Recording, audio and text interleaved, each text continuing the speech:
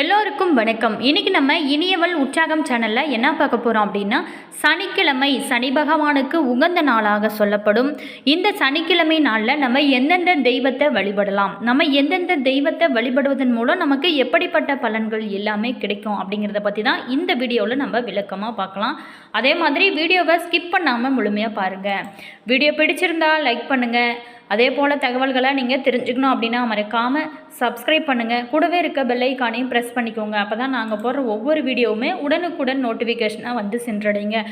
விரதம் கடைபிடிப்பவங்களாக இருந்தாலும் சரிங்க, சனிக்கிழமை விரதம் கடைபிடிக்காமல் இருக்கிறவங்களுக்கும் சரிங்க, மறக்காமல் இந்த தவறுகளை மட்டும் மறந்தும் கூட நீங்கள் இந்த தவறுகளை செய்யாதீங்க. அதனால் உங்களுக்கு என்னென்ன பிரச்சனைகள் வரும் அப்படிங்கிறதையும் இந்த வீடியோவில் விளக்கமாக சொல்லியிருக்கோம். வீடியோவை ஸ்கிப் பண்ணாமல் முழுமையாக பாருங்கள்.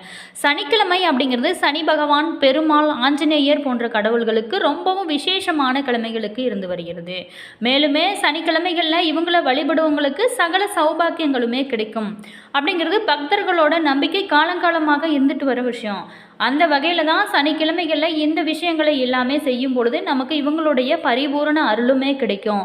நாம் அப்படி செய்ய வேண்டியவை என்ன, அதே மாதிரி தெரிந்து கொள்றதை பற்றி தான் இந்த பதிவில் நம்ம பார்க்கலாம். சனி பகவானை வணங்குவது நம்ம ஏன், நவகிரகங்களில் சனி பகவானை வணங்குவது ஏன் அப்படிங்கிறதையும் இந்த வீடியோவில் விளக்கமாக பார்க்கலாம். சனிக்கிழமைகளில் சனி பகவான் அருளோட முழுமையாக பெற நீங்கள் வடிக்கும் சாதத்தில் சிறிதளவு தயிர் கலந்து பிசைந்து அதில் கருப்பு எள் சேர்த்து உருண்டையாக உருட்டி நீங்கள் காகத்திற்கு வைத்துவிட்டு சாப்பிடுவது சனி தோஷத்தை நீக்கு, அதனோட பாதிப்புகளானது குறைந்து நன்மைகளை கொடுக்கும் அப்படின்னு சொல்லப்படுது. மேலுமே சனிக்கிழமைகளில் ஒருவருக்கு கருப்பு துணியை சதுரமாக வெட்டி எடுத்துக்கொள்ளுங்க. அதில் ₹1 நாணயம் ஒன்றை வைத்துக்கோங்க. அதுக்கப்புறம் அதில் சிறிதளவு கல்லுப்பு போட்டுக்கொண்டு கருப்பு நூல் கொண்டு நன்கு இறுக்கமாக முடிந்து கொண்டு கிழக்கு பார்த்து நின்று கொண்டு தங்களோட தலையை சுற்றி 7 முறை திருஷ்டி கழிங்க. இது ரொம்பவும் சிறப்பு. இது போல தான் 21 சனிக்கிழமைகள் செஞ்சு வர உங்களுக்கு இருக்கும் கஷ்டங்கள் அனைத்துமே, துஷ்டங்கள் அனைத்துமே நீங்கும். வெற்றி மேலே வெற்றியாக உங்களுக்கு அமைய வாய்ப்புகள் ஆனது உங்களை தேடி வரும். அதிர்ஷ்டம் மற்றும் யோகங்களுமே உங்களை தேடி வரும். சனி பகவான் கொடுக்கும் தோஷங்கள் அனைத்துமே நீங்கும். இந்த பரிகாரத்தை சனிக்கிழமை காலை 6 மணி முதல் 7 மணி வரையிலுமே, மாலை 6 மணி முதல் 7 மணி வரையிலுமே நீங்கள் செய்யலாம். தலையை சுற்றி 7 முறை சுற்றி எடுத்ததுக்கப்புறம் இதனை கொண்டு போய் ஏதாவது ஒரு அரச மரத்தடியில் போட்டுவிட்டு வர வேண்டும். 21 சனிக்கிழமைகளில் தீட்டு காரியங்கள் இருந்தாலுமே கூட குளித்துவிட்டு இந்த பரிகாரத்தை நீங்கள் தாராளமாக செய்யலாம். திருஷ்டி கழிக்க தான் இந்த பரிகாரம் செய்யப்படுகிறது. உங்களோட பிடித்து இருந்த தரித்திரங்கள், பிழைகள் அனைத்துமே நீங்குவதற்கு இதனால் வெற்றி வாய்ப்புகள் உங்களை தேடி வரும் அப்படிங்கிறது நியதியாகவும் சொல்லப்படுது. மேலுமே சனிக்கிழமைகளில் பெருமாள் கோவில்களுக்கு சென்று அங்கு உள்ள மூலவருக்கு துளசி மாலை சாற்றி வழிபட்டும் நீங்கள் வரலாம். துளசியில் மகாலட்சுமி வாசம் செய்வதாக ஐதீகம் உள்ளது. நாராயணருக்கு மகாலட்சுமியை கொடுத்து வணங்கி வர்றதுனால நம்மளுடைய வாழ்வு பார்த்திங்களா வறுமையின்றி செழிக்கும் அப்படிங்கிறது நம்பிக்கை. ஒவ்வொரு சனிக்கிழமைகளுமே பெருமாள் கோவிலில் நெய் விளக்கு ஏற்றி மூலவருக்கு காண்பித்து விட்டு ஆலயத்தில் வைத்து விட்டு வந்தாலே நினைத்த காரியம் அனைத்துமே நினைத்ததாகவே நடக்கும். மேலுமே சனிக்கிழமைகளில் ஆஞ்சநேயர் வழிபாடு செய்வது ரொம்ப சிறப்பாகவும் சொல்லப்படுது. வெண்ணெய் சாற்றி வழிபடுவது, வெற்றிலை மாலைகளை சாற்றி நீங்கள் வழிபடுவதும் ரொம்ப சிறப்பாகவும் சொல்லப்படுது. மேலுமே சுபகாரியங்கள் அனைத்துமே கைகூடி வரும் இது செய்வதனால. குடும்பத்தில் பார்த்திங்களா சண்டை சச்சரவுகள் இருக்கிறவங்க சனிக்கிழமைகளில் நெய்யில் செந்தூரம் இட்டு கொண்டு அனுமன் சாலிசா படித்து வர அனைத்து பிரச்சனைகளுக்குமே தீரும். பிரிந்த தம்பதிகள் ஒன்று சேரவும் இதனை செஞ்சு நீங்கள் பார்க்கலாம். வாகன விபத்துக்கள் ஏற்படாமல் இருக்க ஹனுமன் சிலைகளை மாட்டி வைப்பதுடன் அனுமன் கொடியை சொருகி வைத்து நல்ல பலன்களை உங்களுக்கு கொடுக்கும். மேலுமே இதனை செய்யும் பொழுது சனிக்கிழமைகளில் செஞ்சால் இன்னும் சிறப்பு பலன்களை உங்களுக்கு பெறலாம். சனிக்கிழமைகளில் இரவில் தூங்கும் பொழுது இரும்பு பாத்திரத்தில் தண்ணீர் நிரப்பி அதனை நீங்கள் தூங்கும் கட்டிலுக்கு அருகில் வைத்துவிட்டு நீங்கள் தூங்கி பாருங்கள்.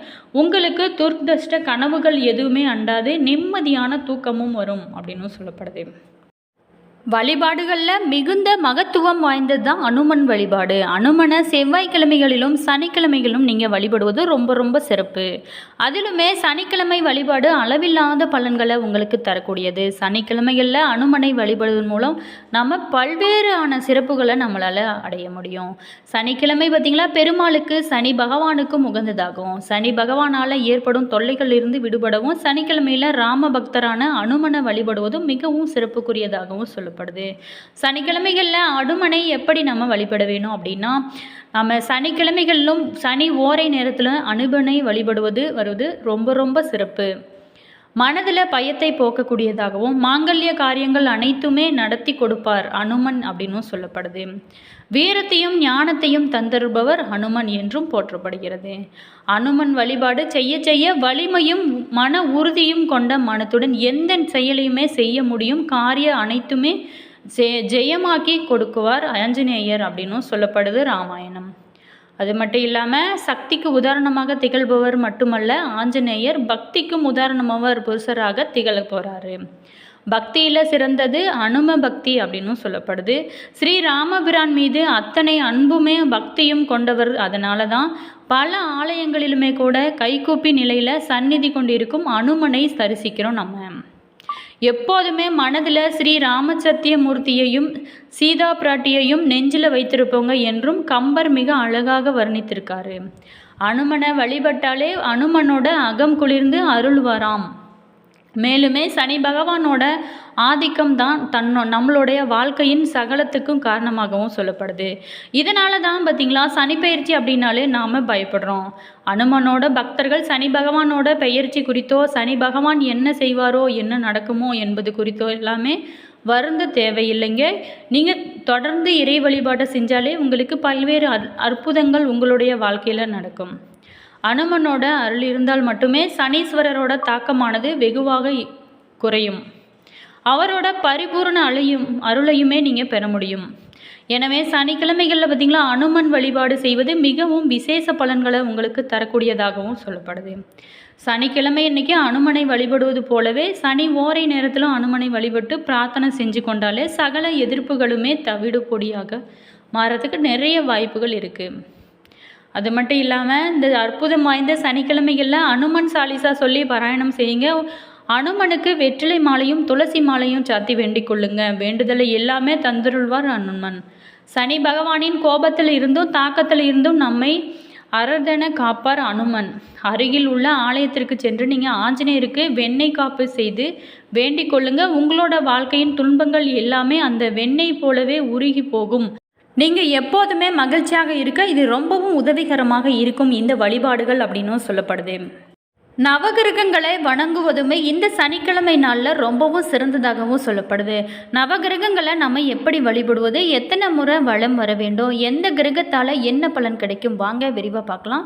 கோவில்களுக்கு வழிபட செல்லும் பக்தர்களுக்கு இருக்கும் முக்கிய சந்தேகங்களில் நவகிரக வழிபாடு சந்தேகமும் அடங்கும். எத்தனை முறை வலம் வர வேண்டும், எப்படி வர வேண்டும் அப்படின்னும் ஒவ்வொரு கிரக பயிற்சியின் போதும் மக்களுக்கு நவகிரக வழிபாடு செய்ய அதிக கோயிலுக்கு செல்கிறாங்க. இருந்தால் கூட சரியான வழிபாட்டு முறையை தெரிந்து கொண்டு அதற்கேற்ற போல வழிபாடு செய்வதுதான் கிரக தோஷத்திலிருந்து நிவர்த்தி அடைய வழிபட வேண்டும்.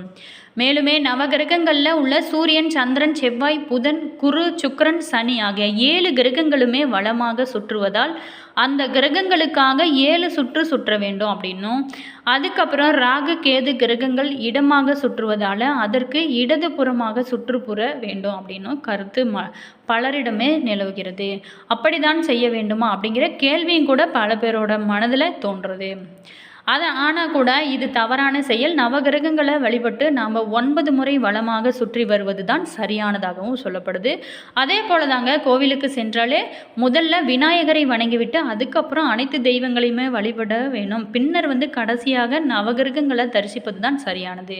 அதே போல தான் எந்த தெய்வங்களையுமே தொட்டு வணங்குதல் கூடாது. குறிப்பாகவே நவகிரகங்களை தொட்டு வணங்குதல் கூடவே கூடாது அப்படிங்கிறது ஐதீகமாகவும் சொல்லப்படுது. சனி, ராகு, கேது மட்டும் பாதிப்பை தரக்கூடிய பெரும்பாலானவங்க சனி, ராகு, கேது கிரகங்கள் தான் பாதிப்பை ஏற்படுத்தக்கூடியது அப்படின்னு நினைக்கிறாங்க. ஆனால் சுப கிரகங்களாக சொல்லப்படும் புதன், குரு, சுக்கிரன் ஆகியவங்க கூட அவங்க அமைந்திருக்கும் இடத்தை பொறுத்து நன்மையோ அல்லது பாதிப்பையோ ஏற்படுத்துவாங்க. இதனால தான் நவகிரகத்தால் உள்ள அனைத்து கிரகங்களையுமே வழிபடுவது ரொம்பவும் முக்கியமானதாகவும் சொல்லப்படுது. மேலுமே சூரிய பகவானை வழிபட்டாலே உங்களோட வாழ்வில் ஆரோக்கியமும் மங்களமும் கிடைக்கும். சந்திர பகவானை வணங்கினால் அவரை போலவே பிரகாசமான புகழானது நமக்கு கிடைக்கும். அடுத்ததாக சனி பகவானை வணங்குவது ரொம்ப ரொம்ப சிறப்பாகவும் சொல்லப்படுது. சனி பகவானை வணங்கி வரும்போது நம்மளோட ஆயுளானது பெருகும். சனி பகவான் நமக்கு மகிழ்ச்சியை கொடுக்கும்.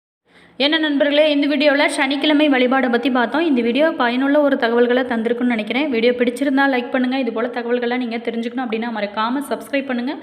All views, thank you.